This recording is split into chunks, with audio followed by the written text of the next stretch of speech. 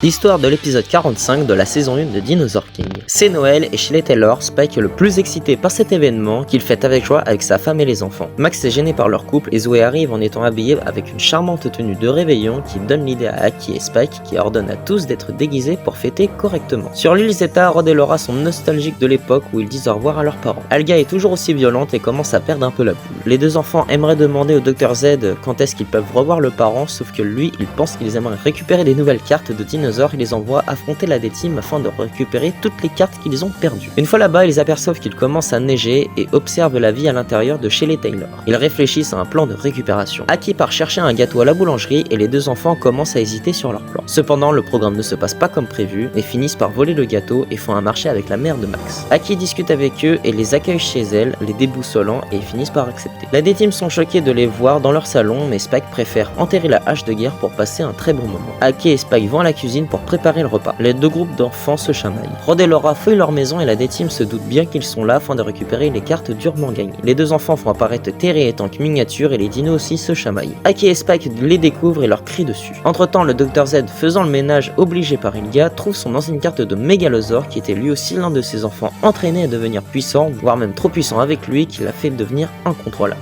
Il l'avait rangé dans un bouquin et l'a complètement oublié. Fini dans le salon, Rod et Laura voient en Aki leur mère et des souvenirs de leur famille ressurgissent. Un robot alpha surveille la maison des Taylor et voit Rod et Laura en train de prendre du bon temps avec leurs ennemis, rendant fou le Dr Z et préfère envoyer le gang alpha afin d'aller chercher les cartes. Ils mangent leur gâteau tous ensemble et dans la bonne humeur. Rod et Laura avouent que les parents de Max sont gentils et ça les rend heureux et finissent par en parler un peu avec les autres. C'est l'heure des cadeaux qui font plaisir à tout ce petit monde et les adultes offrent même des cadeaux à Rod et Laura qui sont émus.